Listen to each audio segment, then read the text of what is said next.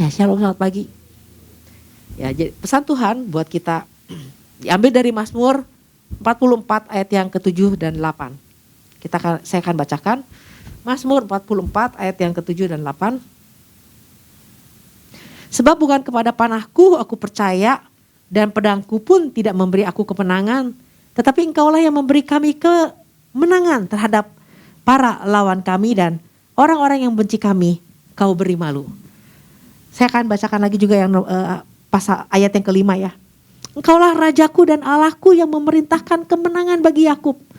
Dengan Engkaulah kami menanduk para lawan kami. Dengan namamu lah kami menginjak-injak orang yang bangkit menyerang kami.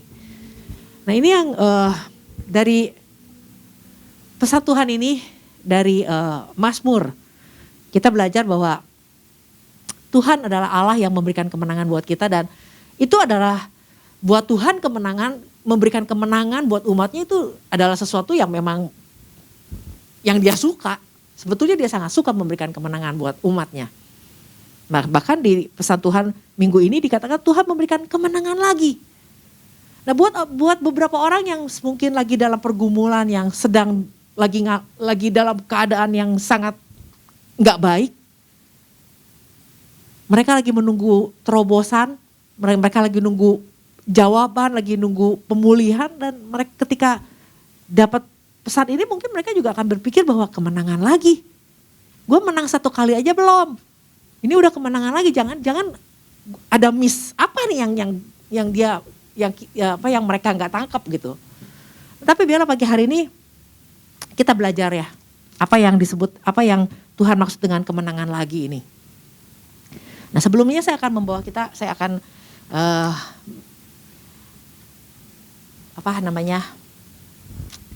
saya punya cerita. Kalau sebuah perusahaan ya, seorang desainer atau seorang pencipta, seorang yang ingin menghasilkan sebuah memproduksi sebuah barang, kalau orang ini hebat banget, pasti orang ini akan membuat sebuah produksi yang bagus banget. Kalau orangnya hebat banget, dia akan membuat sebuah produksi yang semua ide-ide cemerlangnya dia tuangkan di dalam produknya itu, di dalam desainnya itu, dia taruhkan semua tujuannya, purpose-nya, segala sesuatu, feature-feature-nya semua dia taruh untuk sampai barang ini ketika dipasarkan menjadi barang yang luar biasa hebat. Dan menjadi pembicaraan banyak orang bahwa ini luar biasa nih barang. Nah, ketika desainer ini mau memproduksi barang ini, yang dia taruh adalah ketika mau mulai dipasarkan, yang dia taruh apa? Brand. Yang dia taruh logo. Yang dia taruh logo itu image-nya dia. Supaya orang tahu ini buatannya dia. Nah, jadi semua tujuannya, purpose-nya itu sudah di-built-in di dalam produksinya itu.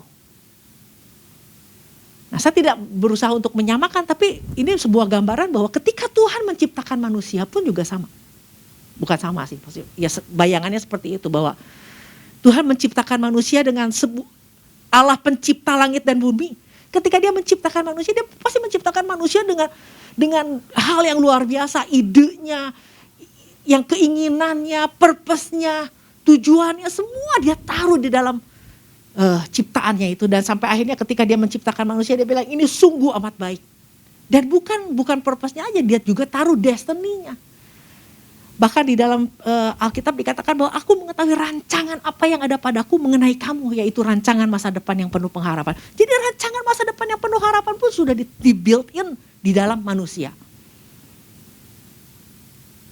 Jadi ketika manusia mulai dipasarkan di bumi ya, lahir di bumi,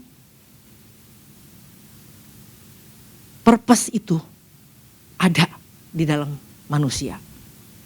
Nah, tapi kan problemnya gini, ketika manusia yang diciptakan Tuhan dengan sangat amat baik dan sampai harus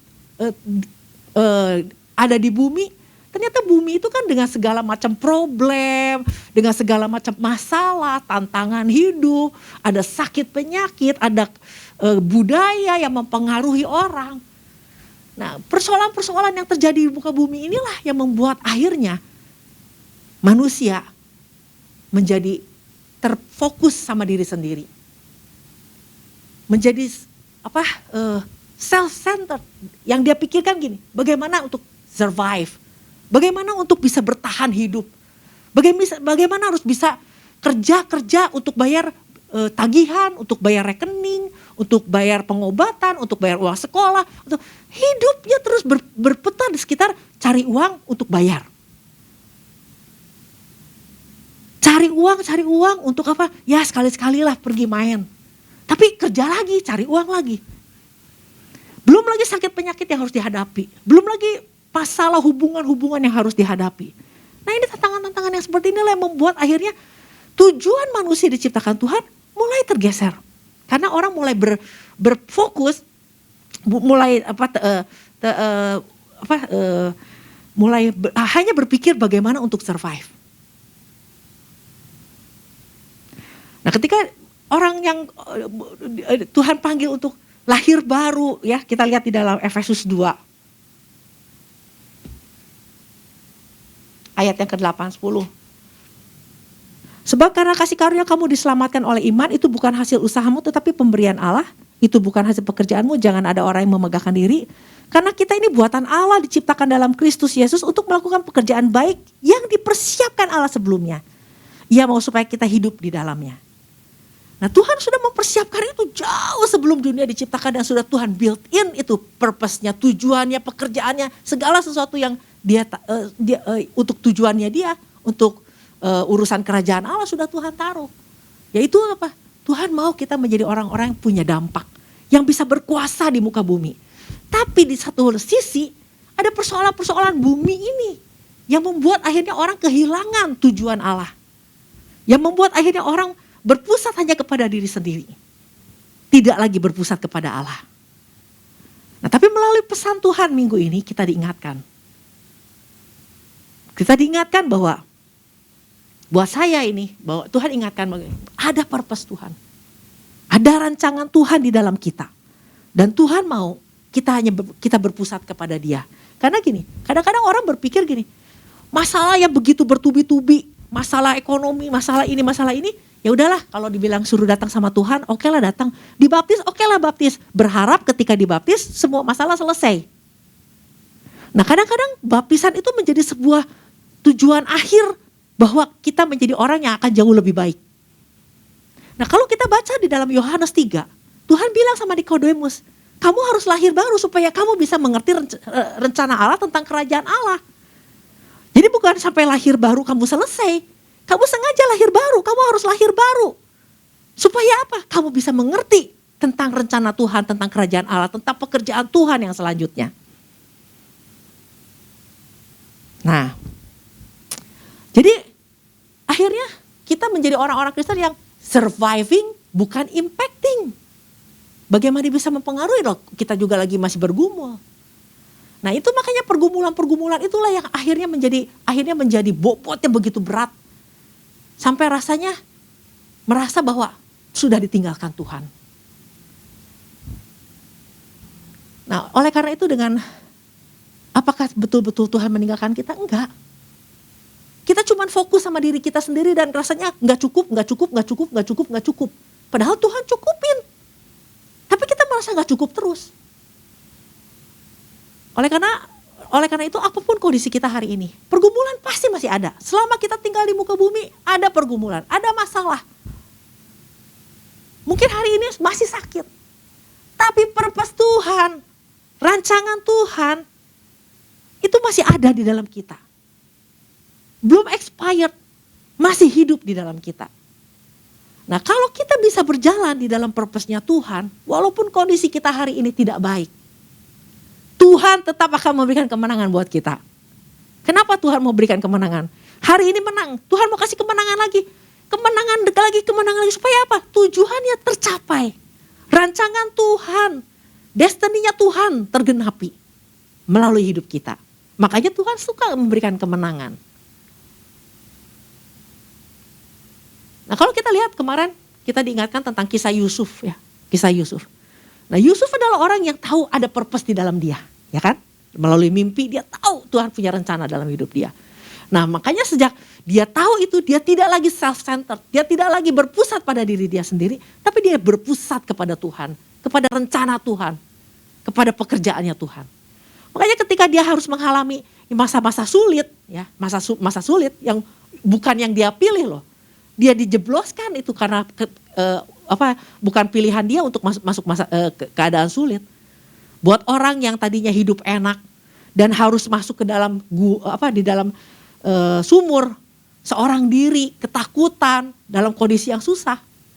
Tapi dia tahu dia punya Tuhan. Nah, oleh karena itu Tuhan memberikan kemenangan dengan cara apa? Ada orang yang bisa bantu dia, keluarin dia. Akhirnya dia ketemu sama yang namanya Potifar. Itu kemenangan demi kemenangan dalam walaupun kondisi dia nggak baik. Mungkin hari ini masih sakit kita. Mungkin hari ini kita masih bergumul. Tapi lihat apa yang terjadi sama Yusuf. Dia terus mengalami kemenangan. Tuhan kasih kemenangan. Tuhan kasih kemenangan lagi. Walaupun waktunya nggak tahu kapan. Tapi artinya karena dia tahu bahwa dia punya tujuan Tuhan di dalam hidup dia. Makanya ketika dia harus berbuat dosa, dia bilang, gak mungkin gue mau melakukan dosa yang sebesar ini kepada Allahku. Dia punya satu keputusan, ketetapan hati yang luar biasa. Dia bisa sakit hati sama kakak-kakaknya, tapi dia tidak membiarkan hatinya. Dia tidak membiarkan dendam. Dia tetap melakukan apa yang menjadi tugas dan tanggung jawabnya yang dia berikan yang terbaik. Nah, ini yang Tuhan mau. Orang-orang yang seperti ini adalah orang-orang yang bisa tangkap rencana Tuhan. Makanya Tuhan punya banyak alasan untuk memberikan kemenangan buat Yusuf. Coba bayangkan kalau Yusuf sakit hati. Dia hidup dengan mengasihani diri. Aduh, gue orang yang paling susah di dunia. Orang yang paling sial. Aku orang yang paling dianiaya. Tuhan gak akan memberikan kemenangan buat orang-orang yang self-centered. Orang-orang yang berpusat sama diri sendiri, mengasihani diri. Tapi ketika dia tahu ada rencana Tuhan, ada purpose-nya Tuhan. Kondisi sulit pun dia tetap melakukan apa yang harus dia lakukan yang terbaik buat Tuhan. Makanya Tuhan bilang, aku punya banyak alasan buat kasih kemenangan buat dia. Menang satu, Tuhan bilang harus menang lagi. Supaya apa? Supaya kehendak Tuhan digenapi dalam kehidupan dia. Nah, jadi ini yang Tuhan ingatkan buat kita. Tuhan bisa kasih kemenangan buat kita. Jangan kita anak-anak muda juga berpikir bahwa aku masih muda. Masih gak harus berjalan di dalam rencana Tuhan. Tapi kalau kita lihat Yesus. Ketika kita tahu kisah dia hilang di bait Allah. Umur 12 tahun hilang. Setiap tahun orang tuanya bawa dia ke bait Allah. Tapi buat Yesus, dia tangkap maksud Tuhan. Rencana Tuhan. Rencana Bapaknya. Bukan masalah datang tiap tahun ke bait Allah. Tapi dia bilang dia harus ada di dalam bisnis Bapakku. Gue harus ada di dalam pekerjaan Bapakku. Bukan cuma sekedar datang aja beribadah. Dia udah tangkap itu. Nah, jadi yang terpenting adalah gini. Untuk Tuhan memberikan kita kemenangan. Masalah pergumulan itu pasti ada. Yang terpenting adalah kita mengerti ada purpose Tuhan di dalam kita. Ada rencana Tuhan dan Tuhan mau melibatkan kita untuk penggenapan itu boleh terjadi. Nah, kalau kita lihat juga kisah Rasul Paulus. Ketika dia diselamatkan, ketika dia terima Yesus, dia tahu bahwa setelah dia terima Yesus, dia gak lagi berpikir tentang diri dia. Tidak berpusat kepada dirinya, dia berpusat kepada Tuhan. Makanya begitu dia lahir baru, begitu dia dibaptis, gak lama setelah itu, di dalam Kisah Rasul 9 ayat yang ke-20, dia langsung pergi memberitakan Injil. Tantangan demi tantangan dihadapi. Coba kita lihat Kisah para Rasul 9 ayat 21. Ketika itu juga ia memberitakan Yesus di rumah-rumah ibadat dan mengatakan bahwa Yesus adalah anak Allah. Nah, bagaimana dengan kita gitu loh? Apakah kita self-centered, berpusat hanya kepada diri kita, urusannya cuma bagaimana bertahan hidup di bumi, atau kita tahu bahwa ada purpose Tuhan supaya kita membawa dampak buat bumi ini. Nah, ini ketika Paulus tahu itu, dia hidup dia berikan, dia serahkan buat Tuhan. Tantangan ada, pergumulan ada. Dia juga bergumul dengan masalah keuangan, makanya dia buat tenda. Dia juga bergumul, dia harus masuk penjara, dia harus dirajam. Tapi dia tahu ada rencana Tuhan di dalam dia yang harus digenapi. Dan Tuhan juga memberikan backup dari surga, memberikan kemenangan. Buat Tuhan gini, Paulus mesti menang terus. Supaya apa? Rancangan Tuhan tergenapi. Makanya jangan kita pikir bahwa ya gue masih gini aja. Tapi selama kita hidup kita tidak mau berdosa terhadap Tuhan, kita hidup di dalam, kita tetap berjalan di dalam kebenaran, kita tetap melakukan tanggung jawab kita, tugas-tugas yang Tuhan kasih, tugas-tugas yang dipercayakan sama kita lakukan dengan benar. Kita membangun manusia roh kita menjadi tetap kuat. Gak ada alasan Tuhan tidak memberikan kemenangan buat kita. Kalau Tuhan, urusan rohani Tuhan berikan kemenangan, pasti urusan jasmani pun akan mengikuti. Nah itu makanya kalau kita lihat bahwa kehidupan Rasul Paulus, orang bilang dia, wah kok dia di penjara, kok dia akhirnya mati. Dia mati bukan fearfully, dia mati willingly. Dia memang harus mati. Dia tahu itu kemenangan dia. Karena Paulus selalu bilang bahwa dia mati untung, dia hidup juga untung. Kenapa? Karena dia berjalan di dalam purpose-nya Tuhan. Orang yang berjalan di dalam rencananya Tuhan, dia tahu masa depannya, dia tidak takut mati. Jadi orang yang betul-betul tangguh gitu loh. Nah kalau kita lihat di dalam 2 Timotius ya, 2 Timotius 4.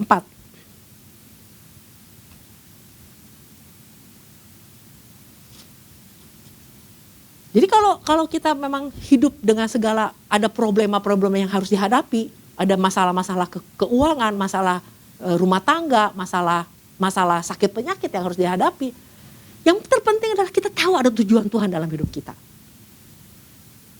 Jangan kita hanya berkata, aduh kesiannya gue ya, kok ikut Tuhan udah pelayanan bertahun-tahun, kok hidup gue susah terus sih, kok gue malah kena penyakit yang kayak begini. Enggak, penyakit itu membawa kita terus datang sama Tuhan.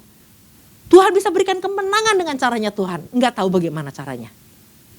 Tapi yang harus kita pahami, ada purpose-nya Tuhan, ada destiny-nya Tuhan yang Tuhan mau libatkan kita di dalamnya untuk digenapi. 2 Timotius 4 ayat yang ke-6.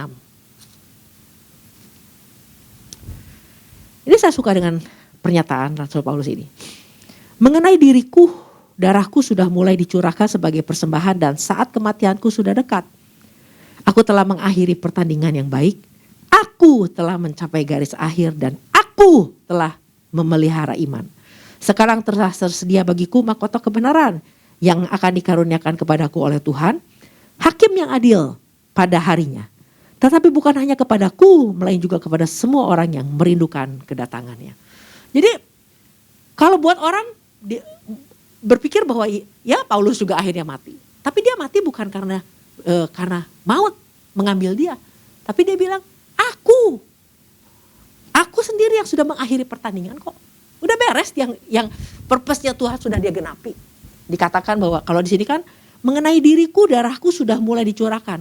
Sebenarnya di dalam bahasa Inggris ini gak ada darahku loh ini. For I am already being poured out as a drink offering. Jadi artinya semua yang ada di dalam dia, potensi, semua kuasa, semua yang ada di dalam dia bilang itu semua udah keluar. Dia udah mati kosong. Udah beres semua yang ada di dalam dia. Udah di pour out. Dan dia sendiri bilang, aku mengakhiri pertandingan. Aku mencapai garis akhir. Aku telah memelihara iman. Gak ada yang bisa ambil kemenangan itu. Dia Tuhan memberikan kemenangan. Dan dia paham itu. Nah oleh karena itu kita juga belajar bahwa berbeda dengan bangsa Israel. Bangsa Israel minta keluar dari tanah Mesir, tanah perbudakan. Dia tahu di tanah perbudakan begitu sulit. Ketika Tuhan bawa keluar dari Mesir aja dengan membawa harta bendanya orang Mesir, itu sebuah kemenangan. Tapi mereka gak sadar Dia nggak sadar, mereka tetap masih berpusat kepada diri sendiri.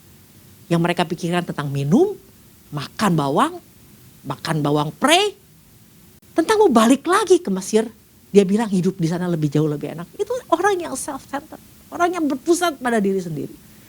Tapi kalau dia mau lihat bagaimana Tuhan bekerja secara luar biasa, membawa bangsa Israel keluar, dikasih harta benda, nggak pernah sakit, terpelihara, makan ada, minum ada, perlindungan ada, dan Tuhan berikan kemenangan lewati laut, lewati musuh-musuh, dilewati semuanya, supaya apa? Digenapi untuk masuk ke tanah perjanjian.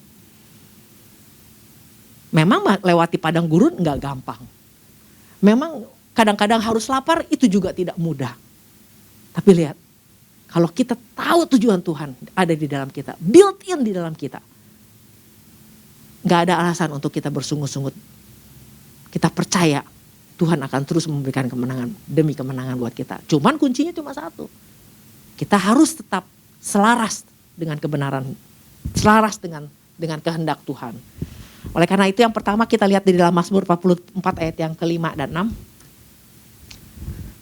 Yang tadi kita baca, Mazmur 44.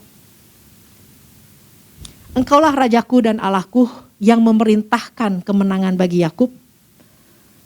Nah itu aja 5 aja. Engkaulah Rajaku dan Allahku yang memerintahkan kemenangan bagi Yakub. Jadi artinya gini, kalau kita tahu Tuhan yang memberikan kemenangan, jangan jauh-jauh dari Tuhan. Berpusatlah hidup kita hanya kepada Tuhan yang memberikan kemenangan buat kita, amin. Karena buat Tuhan memberikan kemenangan itu reputasi dia. Semakin banyak kemenangan, reputasinya semakin terangkat. Jadi kalau kita tahu bahwa Tuhan yang memerintahkan kemenangan, terus terkoneksi sama Tuhan. Hidup kita jangan teralihkan, berpusat sama Tuhan. Apa sih yang menjadi rencana Tuhan? Apa sih yang menjadi kehendak Tuhan? Apa sih yang harus saya lakukan? Yang kedua, Mazmur 44 ayat yang ke-18. Semuanya itu telah menimpa kami, tetapi kami tidak melupakan Engkau dan tidak mengkhianati perjanjian-Mu. 19. Hati kami tidak membangkang dan langkah kami tidak menyimpang dari jalan-Mu. Sama seperti Yusuf. Tantangan boleh ada. Hidup sebagai dari orang yang dikenakan pakaian mewah sama bapaknya, berarti kan dia kan kayak pangeran. Tapi dia harus menjadi pegawai, harus menjadi pembantu. Dia tetap memelihara, ya, dia tetap menjaga hatinya, tidak menyimpang dari jalan Tuhan, tidak mau berdosa, tidak mau melakukan hal-hal yang tidak menyenangkan hati Tuhan. Lakukan apa yang menjadi bagian kita. Kita tahu kebenaran, jangan menyimpang, tetap hidup kudus. Sama seperti Paulus juga. Dia punya banyak waktu dia di penjara, dia punya banyak alasan untuk keluar dari penjara. Tapi dia tahu tujuan Tuhan. Dia harus menyelamatkan pegawai ini, penjaga ini. Setelah dia selesai membaptis, selesai semuanya, dia balik lagi ke penjara. Dia nggak kabur. Kalau dia berpusat sama diri sendiri, cepet-cepet kabur lah, cepet-cepet ngilang gitu. Enggak. Dia tetap harus selesai sampai tuntas. Karena dia tahu Tuhan pasti kasih kemenangan buat dia. Nah, tantangan yang kita hadapi, banyak masalah keuangan lah, masalah ekonomi, masalah segala macam itu, semuanya bisa, kita perlu kekuatan dari dalam untuk bisa mengambil respon yang benar, mengambil sikap yang benar, mengambil keputusan yang benar. Itu semua datang dari manusia roh kita. Nah oleh karena itu bagian kita lah bangun terus manusia rohnya.